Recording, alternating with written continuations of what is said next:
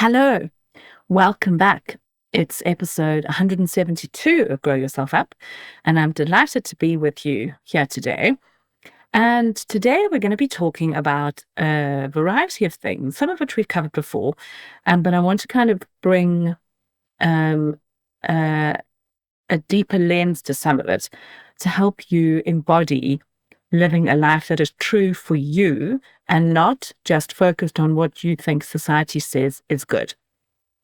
So we're going to be talking about emotional neglect, about fawning, which I'm going to call something else because I think fawning is a very judgmental term. And we're going to be talking about the good girl grid and about how when we have complex trauma, our survival strategies really become our identity, and how we have to kind of work to unpick those in adult life so that we just don't continue to ignore ourselves. So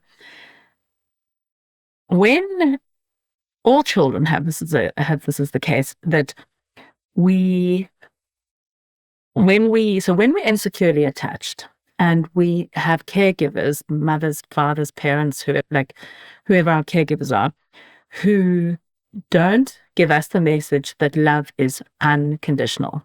So I've talked before about how important unconditional love is, where a child learns that they are lovable regardless of how they are being. So love is not dependent on their behavior. And many of you listening to this would have learned that you were only lovable and acceptable when you were being good, quiet, compliant, helpful, useful, not being a bother, not making like a lot of noise, not crying a lot. And we know, I've mentioned this before, about the research into perfectionism talks a lot about how one of the causes of perfectionism, one of the main things is that negative affect is not seen as being acceptable, which means the child learns. So when we say negative affect, we're saying sadness, rage, anger, boredom, anything that's not happy and cheerful, means that the child then learns that's kind of those emotions are bad, and therefore you lose the attachment relationship when you're being like that.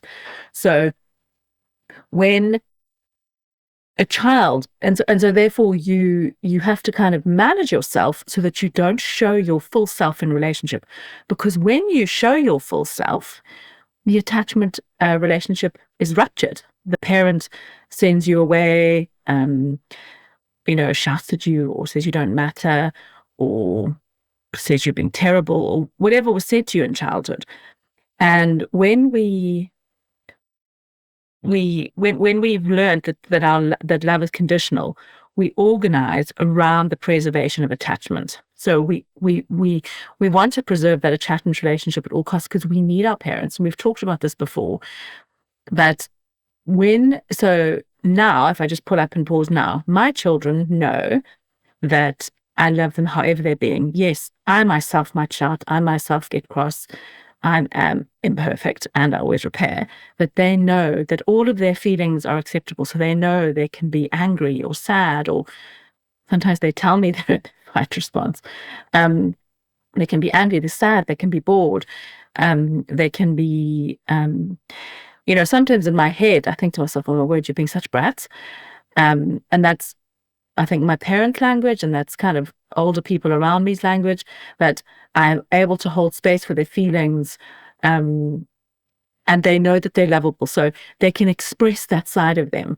And that is crucial, crucial, crucial, because many of us here who are here on this podcast, are only learning as adults, maybe over 40 or over 30 or however old you are, that all of us is acceptable, even when we're not being like nice and good and pleasing. So I'll give you a quick example. So the other day, my husband, there's like a new bakery near where we live. And I don't know, he went, after he'd dropped them somewhere, he went to go to this new bakery because he's French and this was a French person who set up this bakery, and he was excited to try it. And so he went to go and buy some like fancy bread, some nice sourdough bread, and he bought each of the girls like some sort of homemade sausage roll. And then when he fetched them from where he fetched them, he told them that there was a surprise. And so when they came home to me, because I hadn't gone to fetch them, they rushed in and they were like, really excited about like what was a surprise. And they probably thought, I don't know, that they've got a fidget toy or like, you know, some like a sort of big surprise or something. And I was like, oh, well, I think Daddy must be talking about the bread he bought. And one of the twins was quite excited and happy to hear there was a sausage roll. She likes sausage rolls. And the other twin was like, that's a terrible surprise. I don't want to like, that's like not even a surprise. I don't want that. I don't like that. And she was tired and hungry and sort of ratty. And in my head, I was like thinking, oh my word, like, have we made like a massive failure with our parenting? But I kind of was like, I know it's really hard when you don't like the surprise, isn't it? It felt really difficult for you. You were like so disappointed. You thought it would be something different. You weren't as excited about Daddy's surprise as Daddy was. It felt really difficult. And I just held space for honesty for about 3 minutes of her like ranting off about what a terrible surprise this is. And this is my twin who she's kind of, she struggles to show enthusiasm in some ways. I don't know. She, yeah, anyway, she's different to her sister. Her sister's much more visibly enthusiastic about a lot of things. But it's my job that I love all of her so that she can learn to love all of her.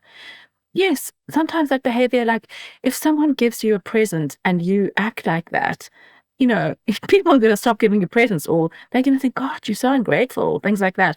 But as a small child, okay, well, they're now 10, but as a child, she's still in a learning process.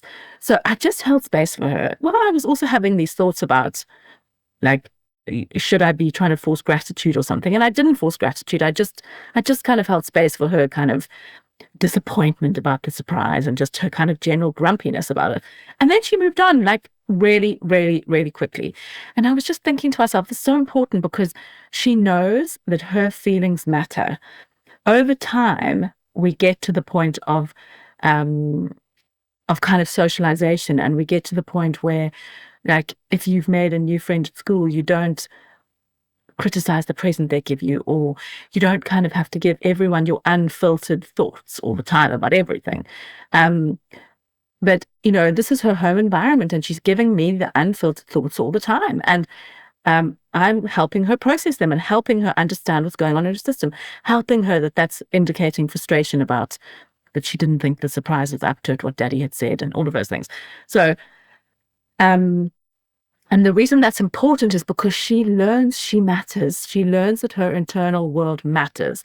And when we go back to the, when we talk about emotional neglect, with emotional neglect, we have learned that our emotional world does not matter. We have not had it colored in. We have had no support to understand, oh, okay, so these are my feelings.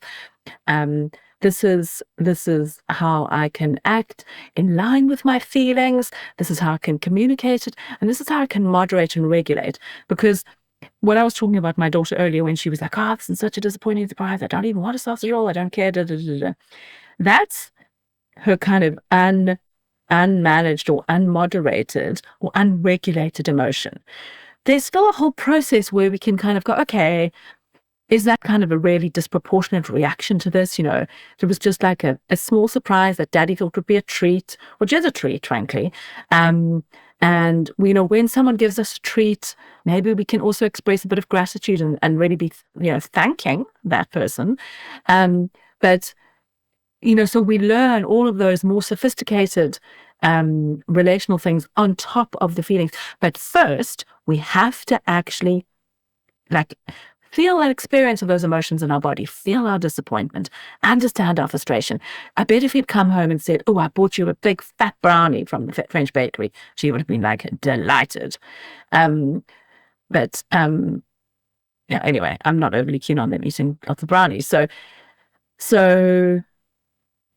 she's learning to grapple with her frustration. She's learning to express that. But we don't go to being a sophisticated regulator and a kind of like in communication with ourselves and our own emotional landscape when we haven't even been allowed to feel our feelings. And I don't mean feel our feelings, I mean like really notice what's coming up in our body. She would have immediately had as she learned what the surprise was, she would have had a chemical chain of reactions in her body. The electricity of that of what happened for her gave her the sense of, oh no, that's not what I was hoping for. Oh no, even though her sister was quite excited. And so what often happens, and I think that the way his children have historically been raised, is there's been this kind of direct linkage between, oh no, if they express anything that's not very polite or very good or very grateful, that means they're like a really bad child. So we're going to crush it right at the beginning and not let them have any big feelings. And I am saying we have to lift up that crushing and we have to learn the whole process. So we have to let them have all the feelings, even if we think they're being like kind of ungrateful or all of those things. Let them have it. And then they will learn over time. So we don't have to try and turn our children into many adults in terms of how palatable their emotional processing is.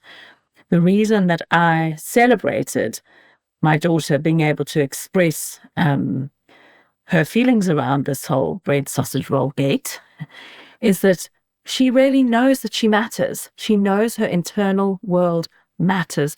She knows that someone cares for her and sees her and understands her frustrations. And, have you never behaved like that? Like, I was talking to my husband about it, and I had this conversation with him because I said to him, my first thought was, oh my word, you're being so ungrateful. No, that wasn't my first thought, but it was like one of my thoughts. And then I said to him, oh my word, but I sometimes behave like that. I throw my toys about, I don't know, just, it's not like I'm necessarily telling everyone I'm throwing my toys. I probably tell my husband, or maybe I tell a friend, or maybe I take it to therapy. But I also have those internal reactions sometimes where I'm like, oh, this is such a pain, or oh, why didn't that happen for me? Or I have like a whole like childlike response to something. And yet often we expect children to operate in that superhuman way. I've talked about the superhuman child before. Many of us were expected to be superhuman children, and we may often unconsciously expect our children to also demonstrate this kind of superhuman goodness without really consciously realizing that we also have like strops all the time about stuff, like a little strop here about that, a little, I don't know, argument about that, or a little, I don't know, just some sort of thing that's not, kind of good. And so I really wanted to encourage you to give up on the good as much as you can for both yourself and your kids, and try and move to what is true, and to hold on to this idea of that you are trying to teach your child that their internal world is important, while you are also learning about your own internal world. You haven't learned that your internal world is important with emotional neglect. We've experienced acts of omission. We haven't been able to color in our emotional landscape. We haven't learned that our thoughts, our feelings, our preferences, our needs, our desires, we haven't learned that matters. And so we're now trying to learn that matters. And the reason that I'm talking about emotional neglect and fawning and why shame is so important here is because when we learn that love is conditional, we organize everything. Our whole sense of self is organized around this defense of shame. We believe if we can just try hard enough, if I can be good enough, if I can be helpful enough, if I can be compliant enough, if I can be really useful, if I can deliver like some amazing motherhood experience, then I can, first of all, control things. Things will be then good. And then I won't have my own shame touched. So I will be kind of, from childhood, I will be maintaining that attachment relationship. Except what we don't realize is that we no longer have to behave in this way. So I talked right about at the beginning about how when we have complex trauma, and in emotional neglect is complex relational trauma, our whole survival, all our survival strategies become it's woven into our identity. So we have to really pick apart and kind of learn these strategies and understand how it's there's a relational thread that runs through all of this. So we are learning how to be in relationship now. We're learning new ways of how to be in relationship. I am still learning new ways of how to be. I am still kind of decolonizing from being good in all different ways. I've done it in like some really massive ways.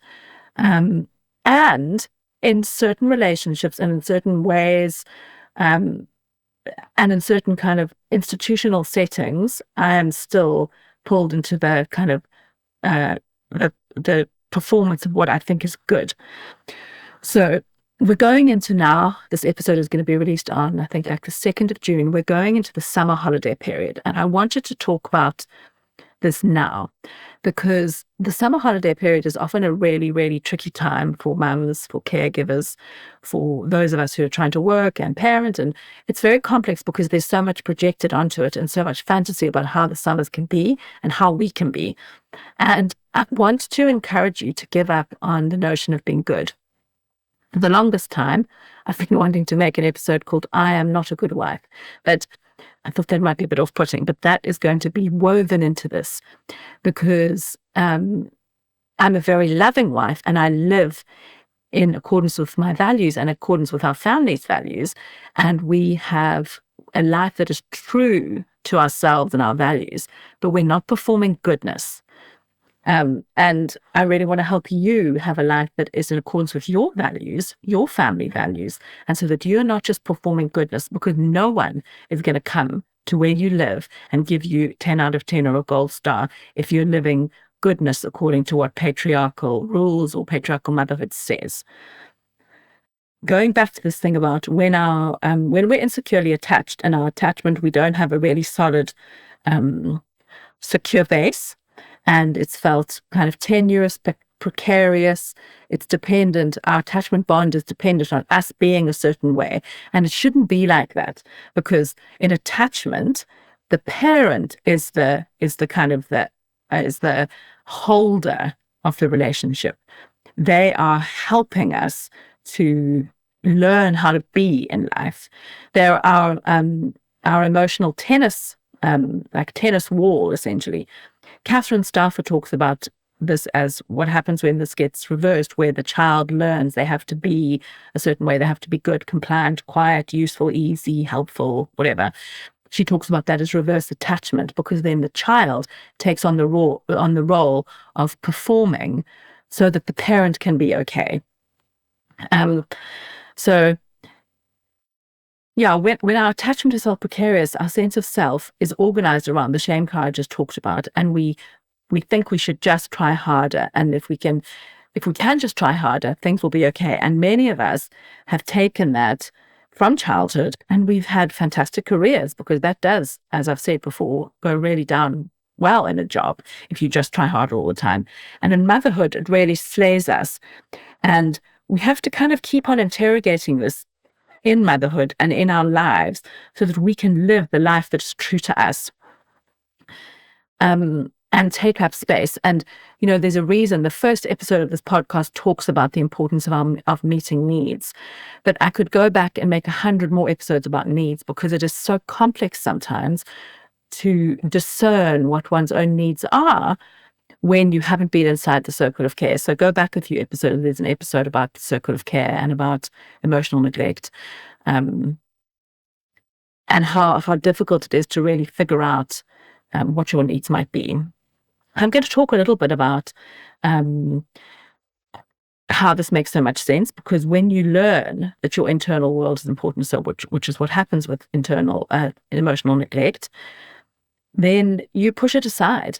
Like it hasn't made sense for you from a relational perspective to actually prioritize your needs. And I want to say that in adulthood and in motherhood and in your workplace and in your marriage or your long-term relationship or in your friendship group, that it is important now that you don't stay outside the circle of care, that you don't stay disappeared.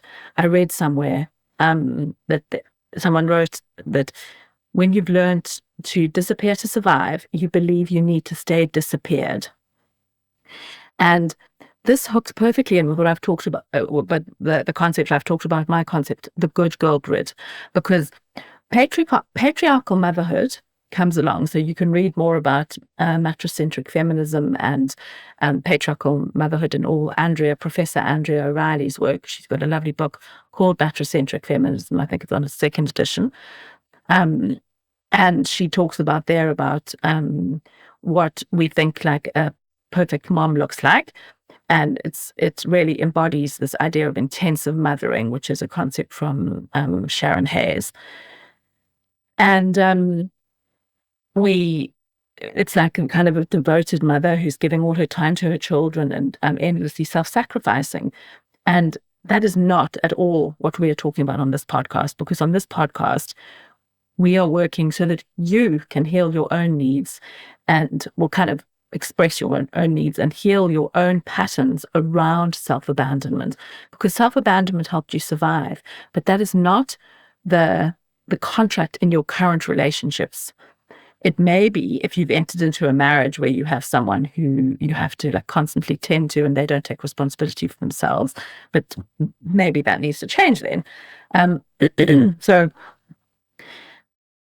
that what happens is then when we've had trauma in childhood and we've learned that we need to be a certain way to get love, that hooks in with patriarchal motherhood.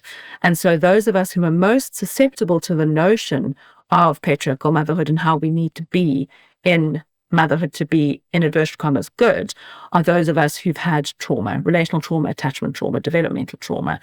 And it locks like a grid over our neck. In South Africa, they have these like stretchy security gates.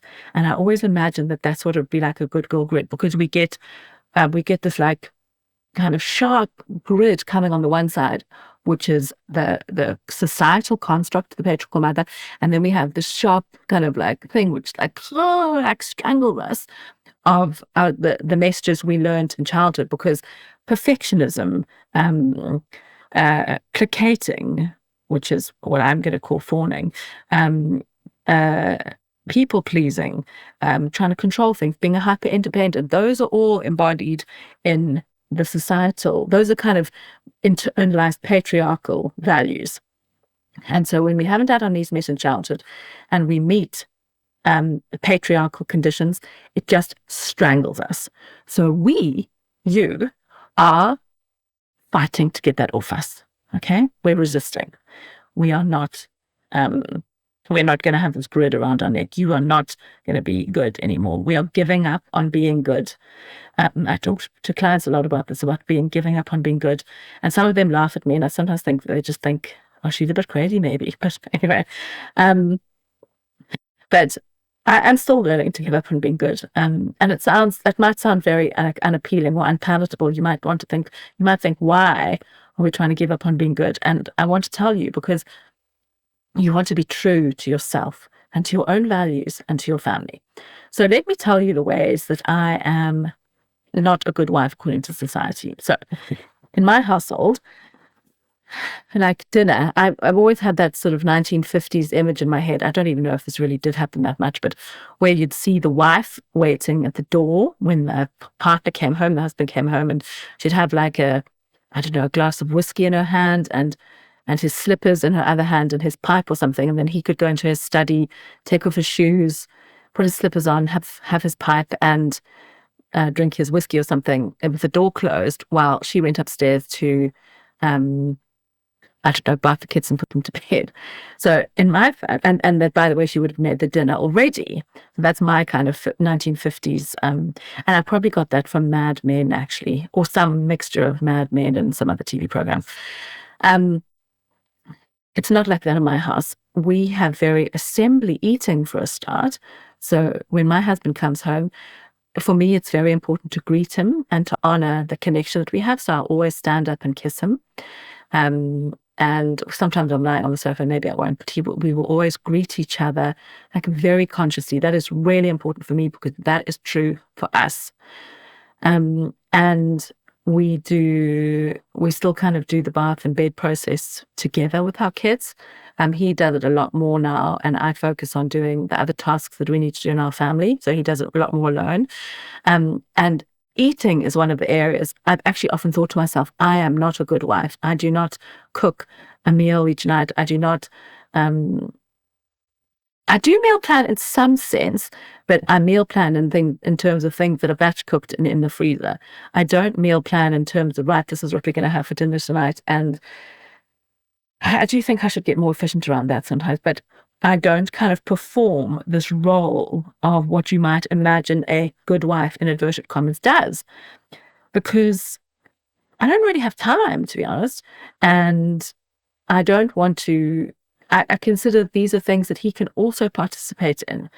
So we eat in a very assembly way. We have things in the freezer like turkey burgers or things made out of minced beef, like a bolognese or beef burgers, or maybe some fish, or we eat a lot of eggs actually, and a lot of salads. So he eats in a way that's very French actually, where you have like vegetables first and then you have a protein. So he makes his own dinner every night, and we do eat dinner together, but we often don't eat the same things. And we are probably you might consider us quite boring with our food, but it works for us. I can eat the same thing over and over and over and over again, and so can he. And they're slightly different things because he doesn't like some of the things I like, and often, like I used to cook more when we didn't have children. I love making things like risotto.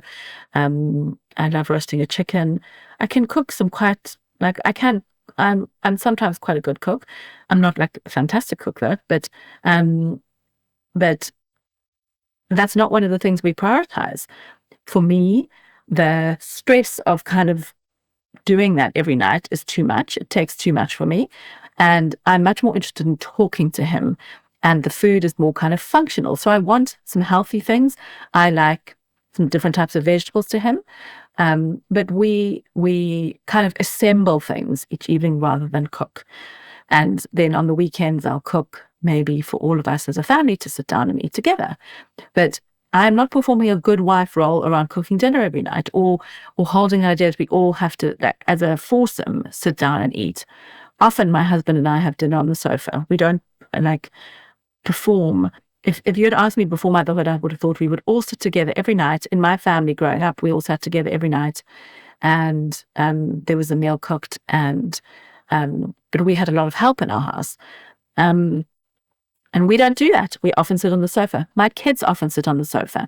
So they often have a TV dinner, and I bring them stuff on the sofa. And for me, the priority of my own rest, my own sanity, and my own ability to connect with them is more important than performing what I think would be good, or that other people may be impressed with. Like, I imagine it might be impressive if we all sat around the table all the time. And then sometimes I go into this like spinning off thinking of like, is this the breakdown of society that we're not all eating all the time? No, I don't think it is. For me, connection is the most fundamental basis of the family. Love and open connection and honesty and depth and vulnerability. And I consider that to be much more important than performing around a dinner table for this imaginary audience who are not even there.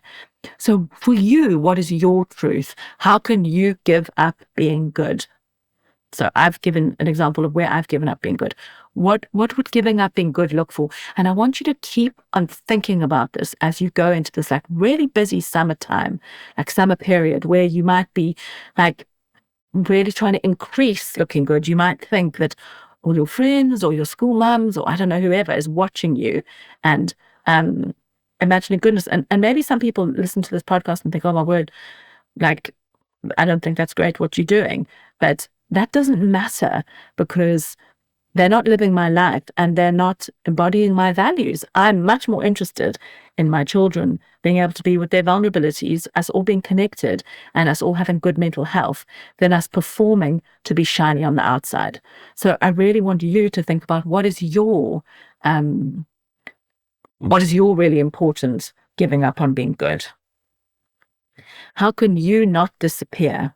Because if you hold this notion of, if I held a notion, okay, I need to get my kids back from school, and then I need to cook a dinner from scratch for all of us, and then we need to all sit around the table. That would mean that I can't take them to the park in the afternoon, or take them to go and ride their bikes, or take them to go and ground, so put their bare feet on the lawn. It would mean that I probably get kind of much more ratty with them, much more kind of shouty and grumpy because I'm cooking over the stove. And as always, they always start to fight when I'm like frying something tenuous that might just be about to burn. And so it would take away the afternoons I get to spend with them, because I'd be trying to frantically cook something from scratch every day. I'm not interested. I'm just not interested. I'm very interested in nutrition and giving them good, healthy, whole food, and like not too much processed food and things that balance their blood sugar. But I'm not interested in performing like this function of cooking from scratch every day, because I imagine that that's what being good as a mother looks like. So where can you give up on your idea of being good? Where can you kind of really like welcome in more ease, welcoming in you not disappearing, welcoming in what's important for you? If you live on an organic farm and you're trying to teach your children to cook, and like cooking each afternoon is like so joyful and connecting from you, you've got a different reality to me. And so then you might really embody that. And if you like, I don't know, someone in your family makes wooden tables or something, so every day you want to sit down and celebrate at this beautiful table. I mean, frankly, that sounds idyllic. I'd love to have that life too, but I don't have that life at the moment. And I live in an urban area. I find the pace of modern life is too stressful for me. I keep on thinking, how can I downsize and have more peace? And I'm contemplating that separately. But at the moment, within the current constraints of my life, it really works for me to do that. I don't know if I'm not bordering on sounding defensive, but anyway. Okay, so I'm talking about these things as if they might be really easy to do. And these are not easy things to do, because when you are working to shift away from survival patterning, so don't forget that this has been like how you've kept yourself safe since you were a tiny, tiny, tiny person. Pushing yourself into that circle of care and not being disappeared is kind of difficult, because it'll make you feel unsafe.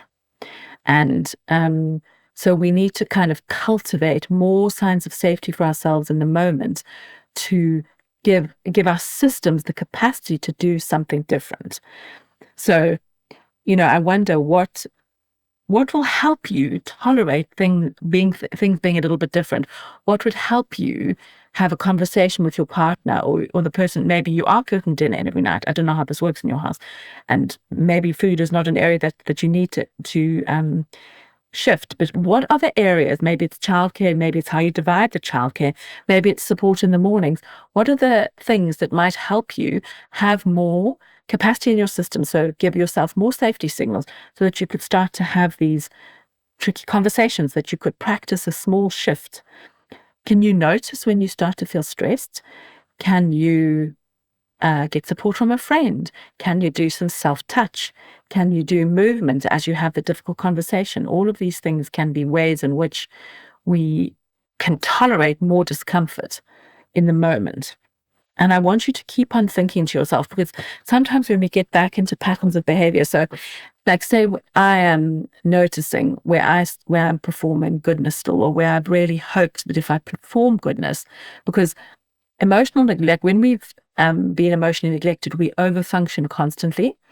And overfunctioning is a big part of fawning, or placating. So where we really learn to placate and sort of be like having constant dancing hands, magic hands, like being magic hands in all our relationships. Then stepping away from that magic hands it feels like we're kind of empty. It's like, what are we going to do in this? What if we're not doing this? How are we going to be? And so it's easy to go back into that pattern of overfunctioning, of being magic hands in all relationships.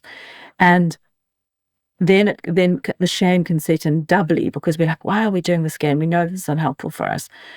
And I really want you to keep on thinking, using that lens of Bruce Perry's book. So what happened to me rather than what is wrong with me. So what happened to me rather than what is wrong with you? There's nothing wrong with you. All of the ways that you are embedded because of how you had to be relationally as a child, as a baby. So I really want you to, I'm going to be talking a lot more about giving up on being good, because there's so many ways this turns up in friendship, in adult love relationships. I've got many more examples with my partner of how I have kind of really, where we both calling each other into more levels of connection and less kind of performing. In families, when we have been the caretaker, I've really realized I've had a fantasy of wanting to have this really happy family, particularly in my sibling group. And how have I toiled and toiled and toiled and toiled to try and create that with no kind of, not a contract on this from my siblings. And so I've had this kind of toiling for years with this image in mind that I hope to create, which I thought was there, but it's a fantasy. And so what does giving up being good look like in that context? So I'm going to share more about that at a future time, because there's just so many layers to this.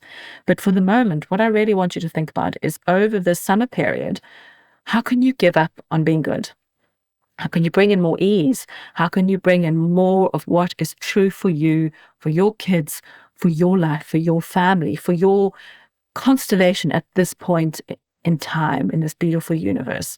Like, please, please bring in more ease for yourself. Give up on that being good. So it's episode 172. I am working on something which I can't wait to share with you soon. And so we're going to have a bit of a break of releasing episodes from the podcast for a while, for a couple of months over the summer. And I'm interviewing some exciting guests in June, actually. So I'm going to be back with a full program, but I'm going to take a break on releasing episodes now.